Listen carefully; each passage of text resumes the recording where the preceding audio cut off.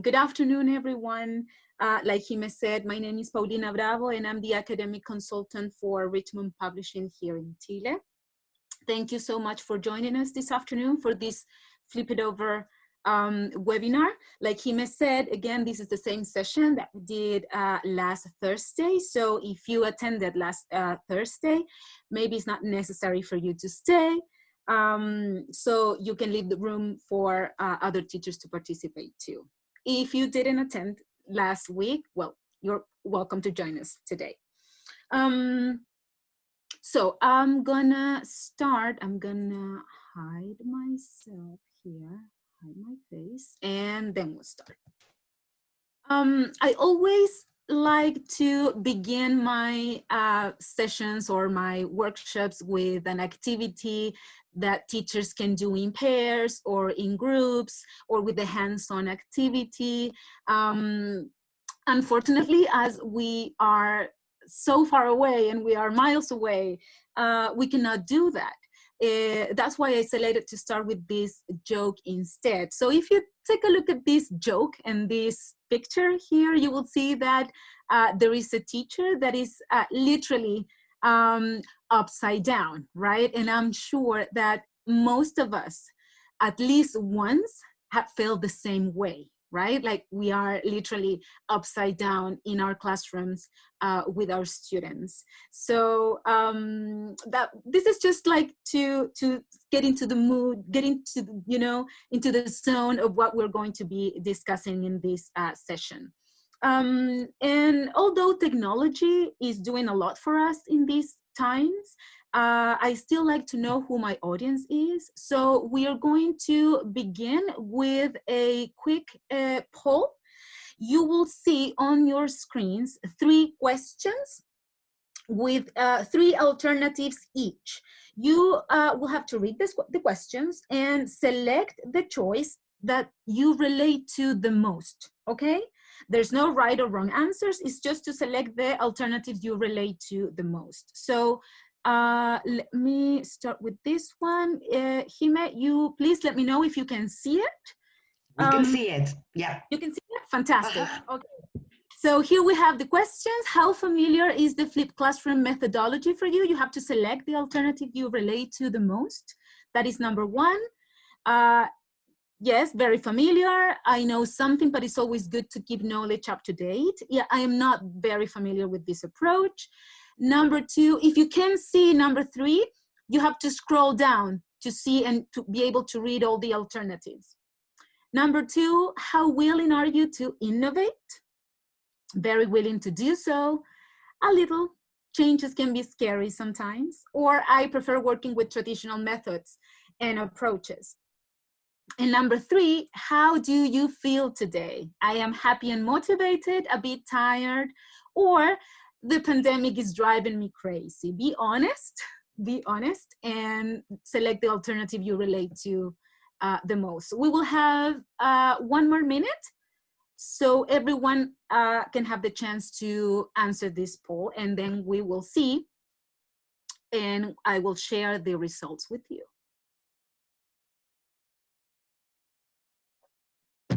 I see that everyone is voting. 95 out of 168 participants. Yes, almost 100. Good. Yes, everyone is voting. I can see that you're voting. Thank you.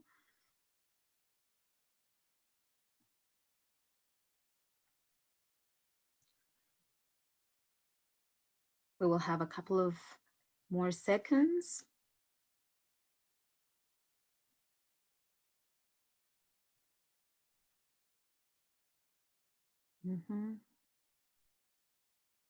We're close to 70% of voters. Okay. Okay. Yes. Let's see. And let me share with you the results. Okay, we're going to stop this and share the results. Let's see. So for question number 1, we have 54% of participants say that you know something, but it's always good to keep knowledge up to date. Of course, we always like to be up to date with everything that has to do with teaching and learning, right? Good, thank you for that. Number 2, how willing are you to innovate? 78%. Of course, you're very willing to innovate. Fantastic. Yes, a good answer. And number 3, how do you feel today? Most of you also feel happy and motivated. That's wonderful. That's wonderful to see and to read. Yes, fantastic. Thank you. Thank you so much. Okay, I'm gonna stop this now, stopping the results with you. And later on, we will have a second poll, okay? Good, then let's move on. So if we have to think of the main goals that I have for this session with you today are basically these 3. The idea is that we can learn a little bit about the flipped classroom model and its basis, that we can compare this model with the traditional model also, and finally, and I think most importantly, to highlight some tools for the for flipped classroom practices. So if we have to answer, like in very general terms, if we have to answer the question, what is the flipped classroom approach, or what is the flipped classroom method, we would have to say that it is this, in very simple words. It is a pedagogical model that is based on inverting the traditional structure of classroom instruction through the use of information and communication technologies. Okay, as simple as that. It's basically the essence of the flipped classroom approach or method is this, okay? It is inverting the traditional classroom instruction using these tools and resources that are called information and communication technologies. So basically what happens today in the traditional classroom model is that the teacher prepares and delivers instruction on different topics or concepts or subject areas to the whole class. What happens with the students is that students listen in a more passive way. They listen, they sit in class and take notes, especially if we're thinking about adults or young adults, right? They are used to taking notes in class. Students complete tasks to develop their understanding. They sometimes just, they listen to the teacher, they participate in class instruction, and they just complete tasks. Homework is assigned mainly to consolidate understanding.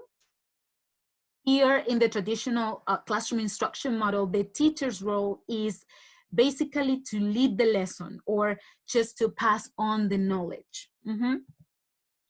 And the learning activities are predominantly offline, taken from textbooks or worksheets that teachers prepare beforehand with their students. So basically, this is what happens so far, or most of the time, in the traditional classroom model. What happens in the flipped classroom model is that the teacher prepares or selects the materials for students to access the instruction on different concepts or topics or subject areas, but outside the class, okay? What students do, instead of sitting in a passive way in the classroom, students watch online or digital videos also outside the classroom, sorry. Students do some exercises and some tasks as part of the homework in order to prepare themselves before the lessons. The class time is especially devoted to active learning. So here students participate in groups or in pairs. They do extension activities, and also the teacher has the opportunity to support students' individual needs as well. Like their teachers receive support, students receive support from the teacher. So the teacher's role is basically to be a facilitator. So teachers here facilitate learning and monitor students' activities and tasks in the classroom, in class time. So if we have to put this like in a summary, in a picture, this is what we would have, right? The flipped classroom model, we have what happens in class time, like during the class, and we also have what happens outside the class, before and after. So if you see there, the purple square there, we have that students prepare to participate in class activities, watching videos, or reading specific textbooks or audiobooks selected by the teacher before the class, right? And outside the classroom. And what they do, what is expected from students to do in the class is that they can actively participate and practice applying the key concepts that they previously reviewed or what they previously read. And then what they can do after class and also outside the class again is that they can expand what they did. Students continue checking their understanding and they can extend their learning by doing other tasks or other activities. They can also work together like in an interactive way, but also outside the class. They can participate with their classmates, with their peers. So this is like a summary put there in a picture. But I have to be fair, and I have to say that, this approach is not really that new, but it seems that with everything that is happening today, with everything that we are facing as a society and also as teachers, it seems that it has raised again, or more people are more interested in getting to know a little bit about the classroom, or how to approach it, or how to work with it. So we would have to go back in time a little bit and just to see where and when everything is started. Okay, so first of all, in 1998, by that time, this approach had already been used for a couple of years, especially in the disciplines related to the humanities. So Barbara Walworth and Virginia Johnson Anderson, both of them proposed a model in which students gain first exposure learning prior to the class. They were among the first who started to talk about this, so that students could focus on the processing part of learning, like synthesizing, analyzing, solving problems, etc. Right? So they could do that in class. So in order to ensure that students have the preparation that is necessary for a productive class time, they designed this assignment-based model in which students actually produce work, right? Like writing tasks or solving problems, like I said before, and they do that prior to class. So what happens is that students then in class receive the productive feedback throughout these activities that are like traditional activities that students do in class. Okay, so that is basically what happened back there in 1998. In 2000, then we have Late, Platt, and Triglia, they described a very similar approach, and they call it the inverted classroom. They also were among the first ones to start like putting a name to this approach. They call it the inverted classroom. And what they did was basically, because they were teaching at the university in an economics course, Introduction to Economics. So what they did, or what they started doing, was some kind of an experiment, basically, because they observed that the traditional lecture format was incompatible with their students' learning styles. Okay, so they wanted to make it more compatible, and in order to do so, they designed this inverted classroom, model in which they provided students with a variety of different tools, so students could gain this first exposure to the learning, but with different materials outside the classroom. For example, they started giving their students like textbooks reading, lecture videos, PowerPoint presentations, printable slides or worksheets, and etc. That happened in 2000. A year later, in 2001, yes, Eric Mazur and Catherine Crouch described a slightly modified form of the flipped classroom model, and they call it peer instruction. So like what the previous authors also did, Masur and Crouch described, or they came up with this peer instruction model that required that students gain first exposure, again, prior to class, but use different assignments, like quizzes, for example, in class, right? So they could come to class prepared and do that and answer these quizzes in class. So what they did is that class time was structured around these mini lectures and answering like conceptual questions or like big questions. And the idea of those, or of answering those conceptual questions, was that, I mean, first of all the students were required, they had to answer all the questions, but they had to do it in groups or in pairs. So what happens is that students become also like instructors, and they start correcting each other, and they provide feedback to their classmates. So what happens if that students did not get to the correct answers, and teacher could identify that, they have to go back to the question again, correct each other, provide feedback, and come up with a new alternative, or try to answer the question correctly. That's why it is called peer instruction.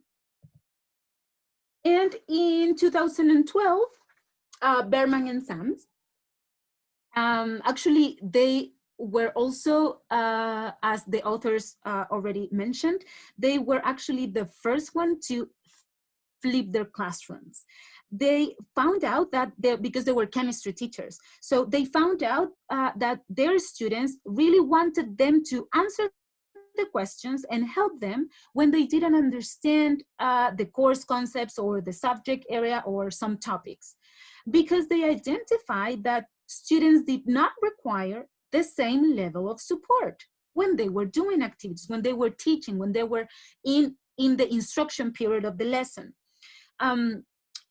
So what they did is that they shift, they moved this in-class delivery or in-class instruction that is often very teacher-centered.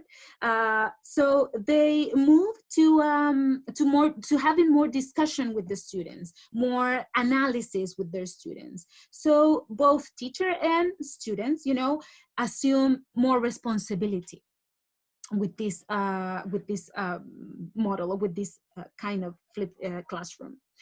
And it's also interesting that because they did a study, and their study described that students move at their own pace, right? So teachers have also more time for this one-to-one interaction, this one-to-one work with the students who need actually more support. Think of maybe sometimes the students who are athletes, for example, students who are absent most of the time in their classes, right? So with these kind of models, it's easier for them to catch up, right? Because they can access to the lessons, they can watch the videos and access all the other materials online and outside the classroom, right? So then they have this one-to-one time with the teacher to answer the doubts and the questions they have. So basically, students also become more responsible and also far more self-directed, definitely. So thinking about, if you are part of an institution, right? Sometimes, or some of you are in charge of guiding other teachers, or you are like head of the department. But if we think as an institution, in the case that the institution wants to make this approach part of this mission statement, for example, we would have to think of instructional design. But is instructional design like in very general terms, right? Because instructional design has to do with all the specifications and with the theory that is going to ensure the quality of instruction. That's why it is called the instructional design, right? So it is a process in which you analyze the learning needs, the learning goals, and you come up with the system that is going to meet you know, those goals and those needs. So basically there are several, you know, accepted models, but the Addi model, the one that we have there at the beginning, is the most popular one, or this generic process that is traditionally used, yes, traditionally used by all the instructional designers and also training developers. That's why it is the one that is most commonly used. And basically, Addi is the acronym for these 5 stages. We have the stage, those stages are the analyze stage, then we have design, development, implementation, and of course, evaluation. And all these together represent these guidelines, right? Or these guidelines that are very dynamic and also flexible. And these guidelines are basically for building effective training tools, right? Or performance tools as well. So if we were designing, right, like the flipped classroom approach for our students, for our classrooms or for our institutions, we will have to do something like this. First, we would have to analyze, right, an instructional problem, like what is happening with our students because we're not, or they're not able to fulfill with all the learning outcomes. So there is a problem. You have to analyze that, what is happening there in the instruction. So what you do is that you establish goals, you identify students' prior knowledge and skills. So then you can move to the design stage in which we're going to design the structure of the flipped classroom with learning objectives, with assessment instruments, with the contents, with lesson plannings, and also with all the media selection, with all the materials that you're going to be using for a flipped classroom. Then we have the development stage, and in development stage is where you basically create and assemble, you put together all the content assets and you integrate technologies, right? So here is when you start like applying a filter of all those materials that you previously also selected, and you decide which are the ones that you're actually going to use with your students. Then in the implementation stage, what you do is you implement the flipped classroom model inside and outside the classroom, right? You have to prepare your students, you have to show them, right? Train them on how those tools work. And we as teachers, we have to make sure that all the resources are in place, that all the tools that we're going to use with them, or that we're going to ask them to use and to work with, are available and are working. And then in the last stage, in the evaluation stage, basically you have to evaluate not just students' performance, but you also have to evaluate if flipped classroom is working or not. And you have to provide opportunities for feedback. You have to receive also feedback from students and from your colleagues and from the institution, right? You have to analyze if everything is working so you can continue on that path, okay? And believe it or not, there are 7 different types of flipped classroom. Although I like to think of these 7 types, not just as 7 different types, but also like different goals of flipped classroom. So here we're going to see it. We're going to see all these types. The first one has to do with the standard inverted classroom, in which students are assigned the homework of like watching video lectures or reading materials that are going to be relevant for next day's class, okay?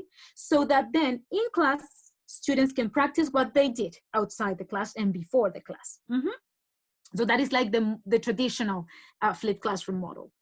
Then number 2, we have the discussion-oriented flipped classroom. In this one, teachers assign the lecture videos as well as any other materials or any other videos or audiobooks or readings related to the subject, like, I don't know, TED Talks, for example, or YouTube videos or other resources that you use. So class time is devoted to discussion and exploration of the subject. This model can be especially useful with subjects in which context is almost everything, like history, for example, or even English, right? Discussion-oriented model. The third one has to do with the demonstration-focused flipped classroom. And this works better with those subjects that require students to remember and to repeat activities like from the heart, like chemistry, for example, or physics, or math class, right? So it's really helpful in this case to have a video demonstration of what students have to do, so they can be able to rewind it or pause it or fast forward and rewatch it again, right? So basically this is it's going to work even better with this kind of subjects, like, right? The next one, number 4, is the faux flipped classroom model, like the faux, like an imitation, or like the fake flipped classroom model. And actually this model or this goal of flipped classroom is going to work perfectly with younger students, because younger students may not be prepared yet to do things outside the classroom, right? Like to watch videos or to read something on their own. So what happens with this goal or this type of flipped classroom approach is that actually the flipped classroom happens in the classroom, right? Because the students watch the lecture videos or the videos in class with the teacher. So that would give them the opportunity to review the materials at their own pace, but with the teacher there, able to move from student to student, offering individual support, and etc. Number 5 is the group-based flipped classroom model, and this one actually offers or adds a new element for students to learn, and that new element is actually the students. Here with this model, the class starts in the same way that the other class do, with the lecture videos and other resources before class, but the shift happens when students come to class and they get together to work in groups on that day's assignments, okay? So what this format does is that it encourages students to learn from one another and helps students not only to learn what the right answers are, but also how to explain to a peer why those answers are right or not. That is the group-based flipped classroom model. Number 6 is the virtual flipped classroom model. And this is actually very popular and very common with older students, like college or universities, right? Because for older students in some courses, the flipped classroom model can eliminate the need for classroom time at all, because what college or university teachers already do is that they actually and currently share lecture videos for students to watch, to view, and they assign and collect work via online learning management systems, right? So what students do actually is that they come to class, or they attend, right, to class hours, actually to have like this very brief one-to-one instruction with the teacher based on each one of those students' individual needs. So basically this is very, very common with young adults.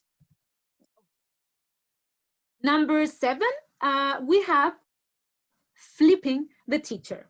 And in this case, all the videos and all the materials that are going to be selected or created for a flipped classroom doesn't necessarily have to begin and end with the teacher, okay? Students can also make use of the videos to demonstrate proficiency also. So in this case, you can assign students to, do these role play activities, but also to record these role play activities to show competency, or to ask to film themselves presenting a new subject or working on a new skill, right? That is going to show like the way of teaching the teacher, okay? So these are the 7 different types or 7 different goals of using flipped classroom. Now, I'm very sure that most of you, and I will have to say that all of you are very familiar with this pyramid right here. Here we have, the very famous Bloom's taxonomy, but let's see if we can try to identify how to use or how to work with this pyramid in the flipped classroom, okay? Because I'm sure that most of us have heard, and we always try to make our students, apply and analyze and evaluate and create, right? The higher, or the upper levels of Bloom's taxonomy. We all want to achieve that from our students.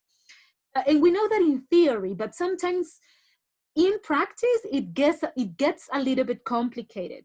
And what happens is that, well, not always, but most of the time, we expect our students to complete some challenging tasks without our guidance and without our assistance. So basically, that is what sometimes the students do outside the class, or what we unconsciously require students to do, right? So yes, why is it that we do these like easy assignments, or the so-called easy assignments or activities or tasks that require from students just understand and remember in class, and we ask them to do the hard stuff at home without help? So let's think for a minute of what could happen if students don't finish the homework, or if they don't understand the concepts at home, or if they don't have someone there to help them to do these activities, right? So most of the time, this is what happens, right? I'm not saying that is always like that we're doing everything wrong. No, it's not like that. But most of the time, this is what happens. So what we should try to accomplish with the flipped classroom model, and using also this taxonomy, is that we should allow students to access their lower levels, of Bloom's taxonomy, like understanding and remembering, on their own time, and provide them with opportunities to practice knowledge in very challenging and engaging tasks, more demanding, with their peers and with the teacher in class. Okay, so again, we would have to flip this pyramid in order to use it properly. And as the essence, right, the essence of flipped classroom has to do with technology, we also have Bloom's digital taxonomy that is all about using technology and all the digital tools that are going to facilitate students' learning. This kind of student engagement is defined by these power verbs that can be used for almost every lesson planning. And also, if you want to do like curriculum mapping, you can also use it, right? So you can use these verbs, which cover the span from the taxonomy, that go from lower order thinking skills to higher order thinking skills. Okay, so here we have these power verbs. I know that they're very tiny verbs like that, there.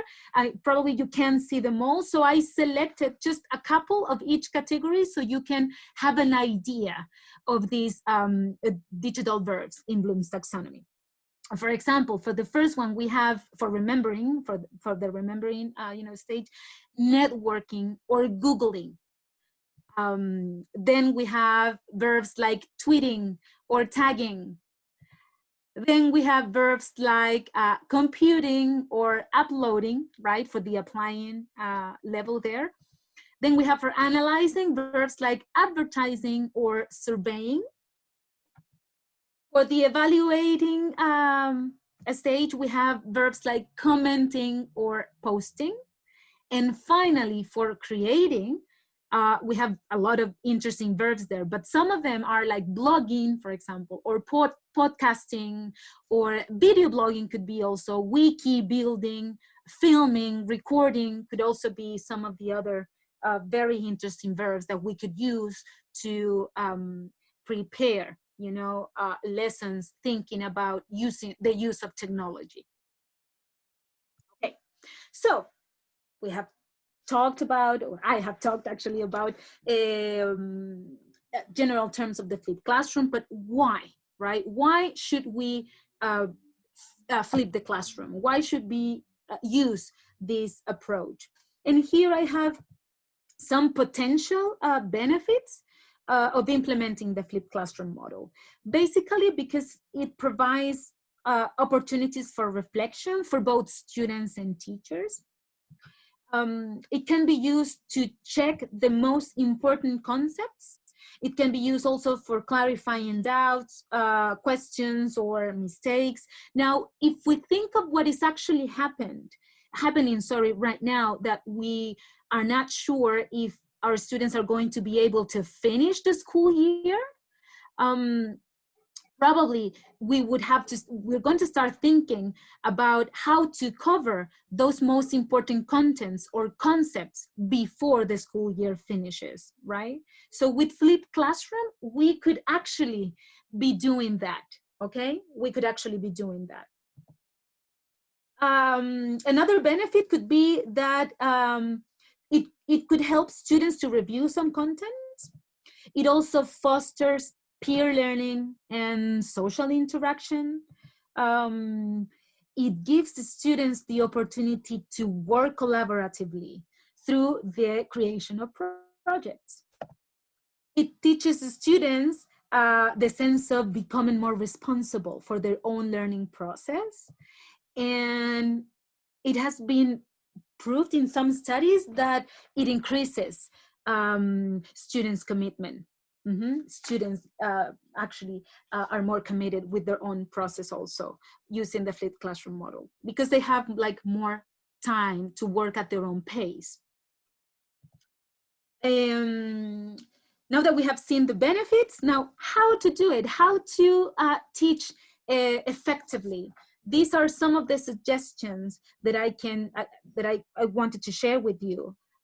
First of all, if you want to use this approach and we want to use it effectively, we have to communicate our students the reasons for flipped classroom and explain them why we think that this methodology will make their learning process easier. We have to offer incentives so students can actually come prepared, to class.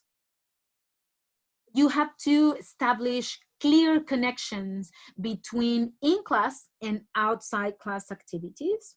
They have to be related. They have to make sense, okay, for what they do or students are doing outside the classroom and inside the classroom. You have to make sure that all activities are well-defined and are well-structured and that they are aligned to the learning outcomes. You have to give students enough time to carry out their assignments and their tasks as well. You have to offer and facilitate also. You have to facilitate and guide the learning process. The teacher has to be a facilitator. The idea is that you can monitor also your students' learning processes. And if you want to get better results, you have to use user-friendly technology, not just for students, but also for you, okay? For both teachers and students, user-friendly technologies.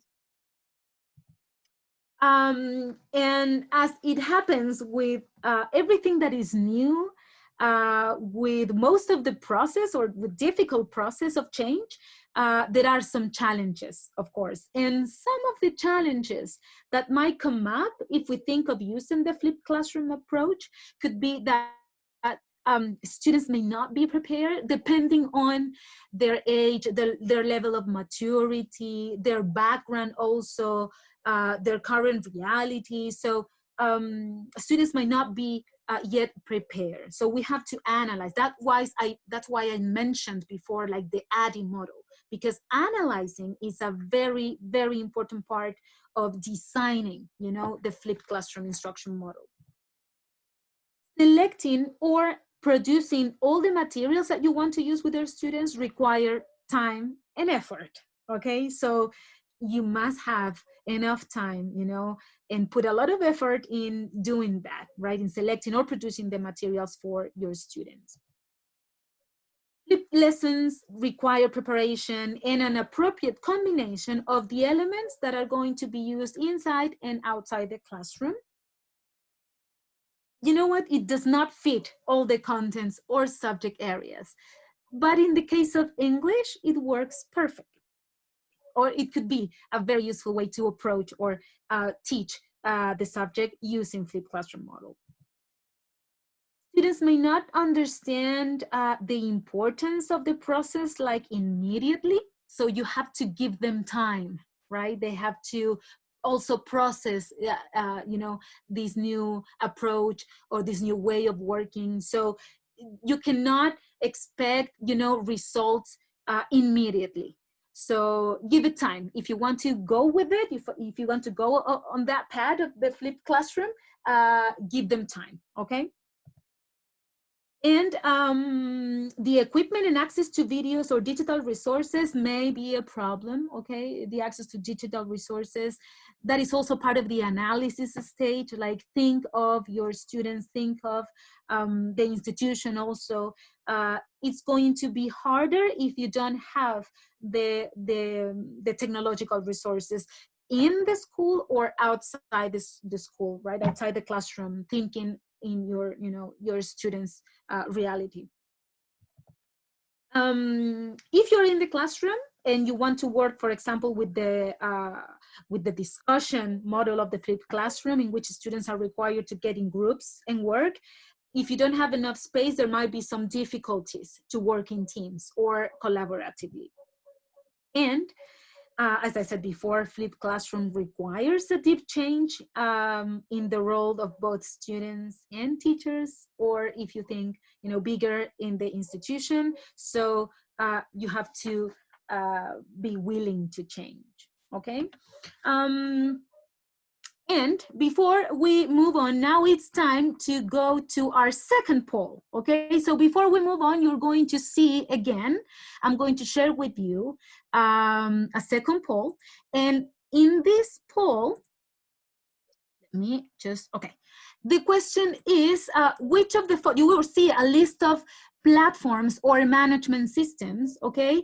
And you have to look at them, read them, and if you're using one of those platforms or systems, select the ones that you're using for remote teaching, okay? You can select more than one. So here we have them. Jime, can you just say yes or no if you can see it? Yes. Oh, yes, yes. Okay, fantastic. Thank you so much. So which of the following platforms or management systems are you currently using for remote teaching? So we have Google Classroom, Macmillan Education, the Richmond Learning Platform, Mayon, English Attack, My English Lab, the Cambridge Learning Management System, Oxford 3, Highlights Library, or if you're using other. So I'm gonna give you a couple of minutes or maybe just 1 minute so you can finish voting.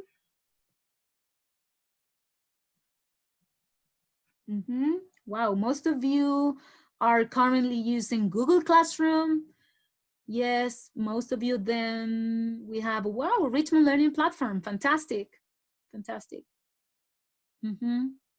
I can see that you are already also using My English Lab, Cambridge Learning Management System. Pauli, we're getting a couple of Moodles in the chat room, which was not an option, but okay, yeah. Quite a few Moodles. Moodle, okay, fantastic. Maybe that fits into the other category, right? Exactly, but I just wanted to let you know which other. Fantastic. Okay, good, good. Moodle. Moodle is another one. Yes, very popular, very famous also. Thank you. I saw Zoom. I also see Addi Model as a platform. Okay, okay. Blackboard. Yeah, teaching. So there are quite a few others there. Fantastic, good. Interesting. Sorry. Okay, fantastic. Thank you, thank you, thank you very much.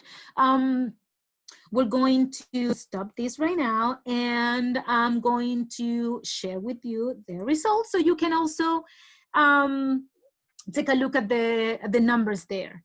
So most of you are very familiar with Google Classrooms. Fantastic. And of course, you also have, if I scroll down here, we have a large number of you that are using, like we were just discussing, other types of platforms or learning management systems for remote teaching. Good, good. Thank you very much. Yes. Okay. Good. Let's continue then. Okay. Is it okay, Jime? Yes? Yes, all good. Okay. Good. Fantastic. Thank you. So now in this second part, actually we're going to go to the think of the most simple way that you can work with this approach, right? And that would have to do with videos, audiobooks, and interactive activities. Of course, you have just said that you are using, learning management systems or other platforms for remote teaching. But what you can actually do when you use those tools is to select these kind of resources like videos and audiobooks and interactive activities that you can include also in whatever that you are working with. So here we have some suggestions and some examples of like many of the tools. We know that there are a large number of tools and resources and websites where you can find, these videos, these audiobooks that are going to support your teaching. Some of them are like, for example, this one, number one, is Khan Academy. Khan Academy provides personalized learning, trusted and cross-curricular content, and also a lot of tools to empower teachers, okay? So that is one, Khan Academy.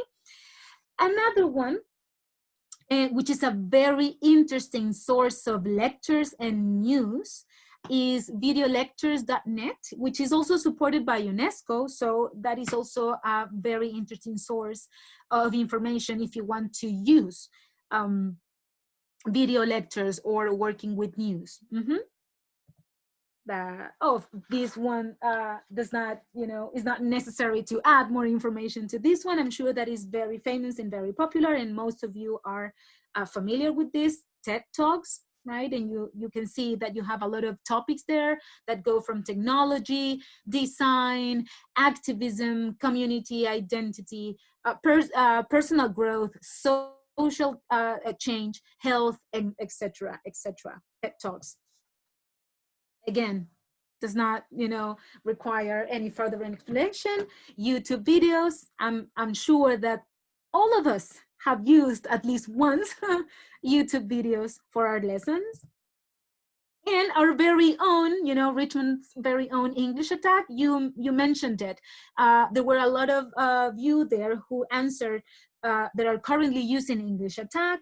We know that English Attack was designed by experts, in like gaming experts, but working with teachers. So they came up with this platform that has an effective approach to learning English, because all the lessons combine movies, video clips, language games, so basically it helps students to be immersed in this learning experience, also to maintain their motivation. Very, very interesting.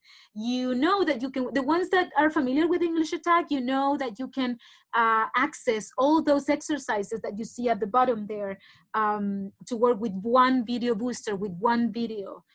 So students go from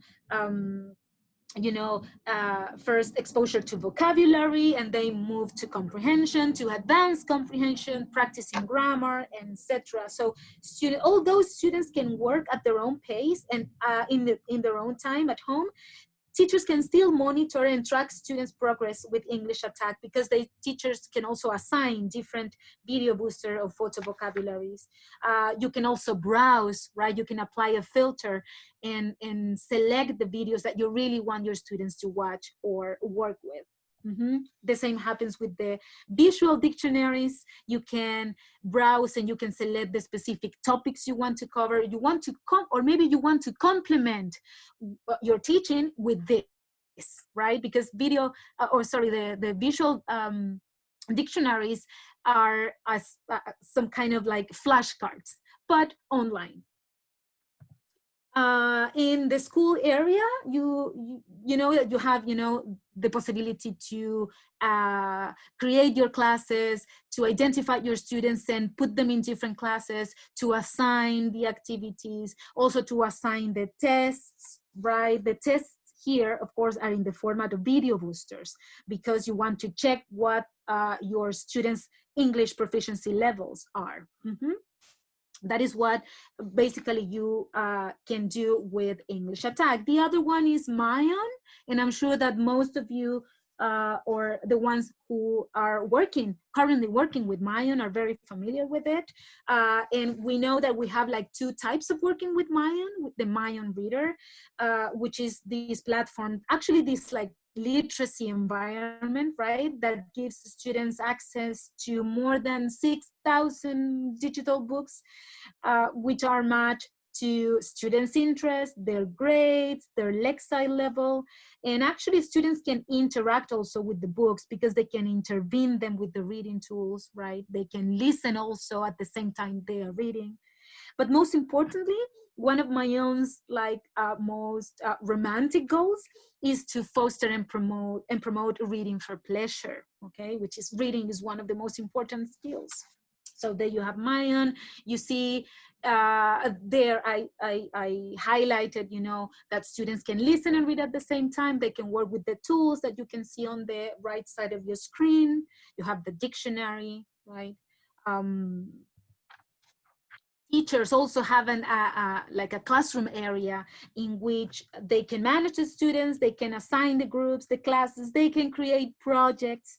And of course, you can download a number of reports that are going to help you also with your work and with your job as a teacher, because it has full traceability, right? And the other option of working with Mayan has to do with Mayan News. Mayan News provide digital news and articles for students that can go from timely topics to current events, which incorporate multimedia, right? Like videos, slideshows, pictures, etc.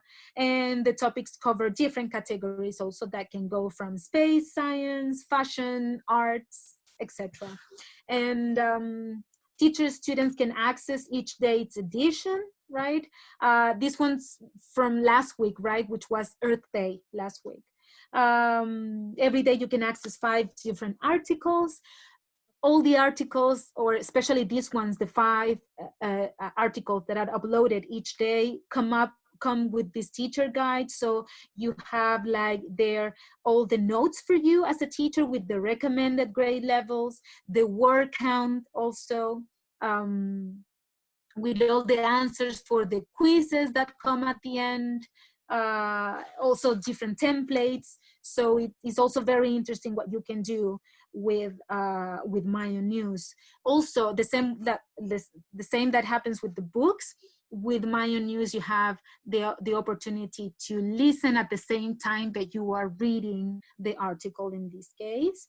And teachers can also create projects using the Mayan News. And there you have at the end like these 3 questions quizzes that you have at the end that actually measure like general comprehension of the article.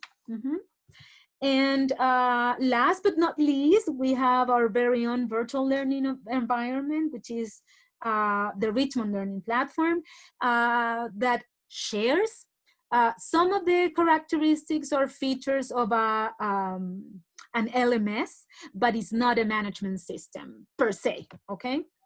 So also, again, the ones who are very familiar with the Richmond Learning Platform, I'm sure that you know that here you have access to all the class materials that are going to complement your lessons and your courses, and you find all the additional resources to use online, but also you have some resources you can download. You can assign regular interactive activities to consolidate the contents also. Not just as activities or interactive activities, teachers can also assign, you know, the assessments.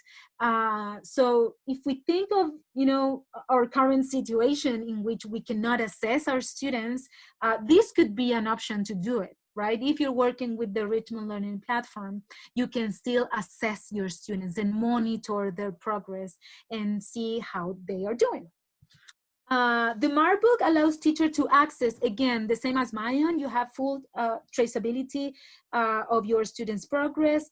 And in that sense, it helps you because it provides a way to identify, a strong or weak points, and you can make maybe ongoing changes, or maybe think of future changes of your teaching practices or teaching strategies.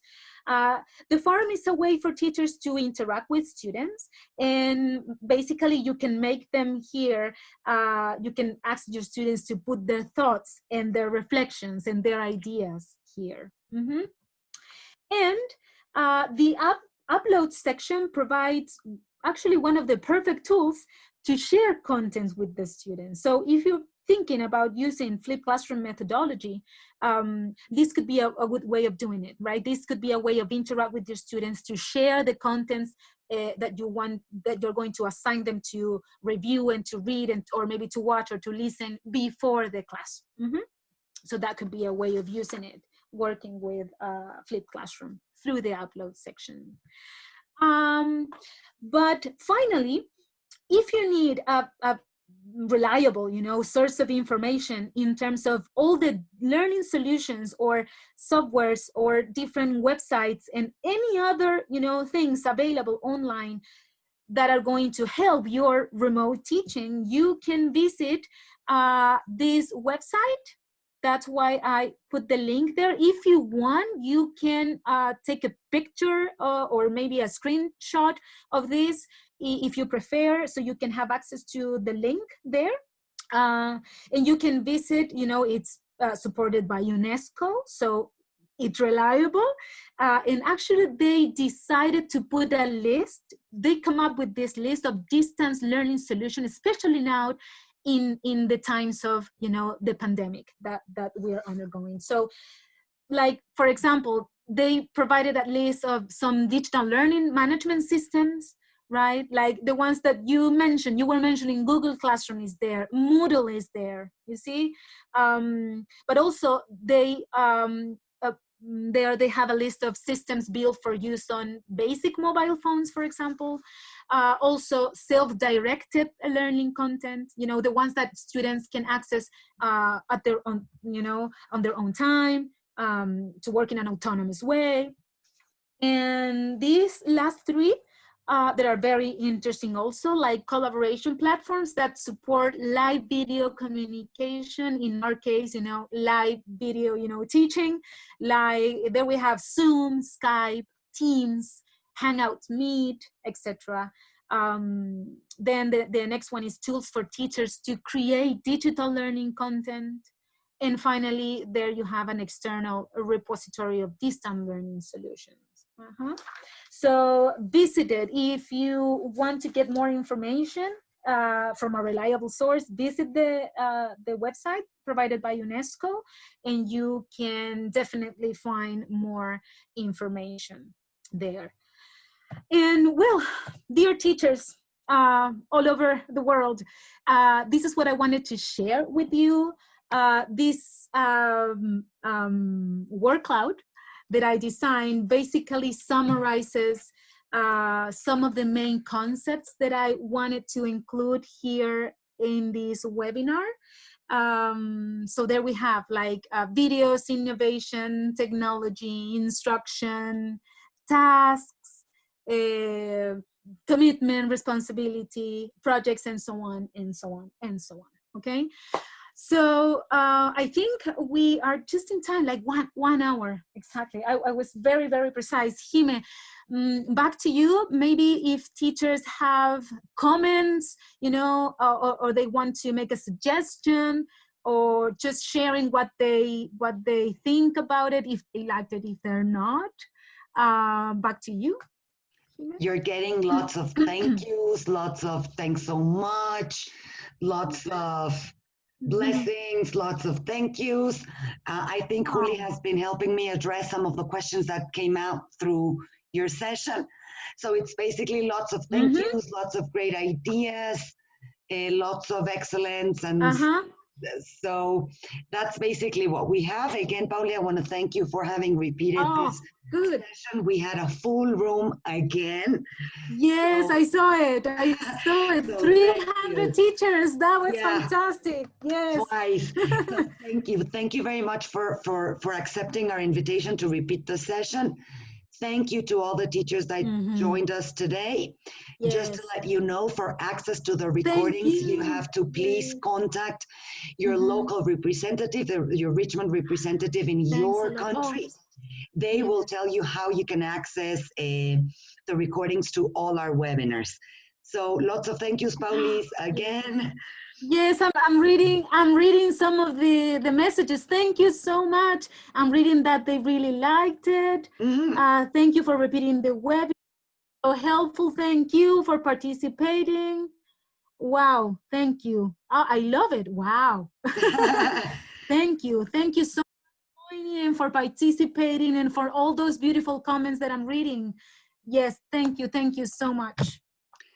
So, Pauli, once again, thank you. Juli, thank you. And teachers, thank you. And we'll see each other next time. Have a nice rest of the afternoon, everyone. Yes. Bye-bye. Bye. Thank you. Bye-bye. Bye.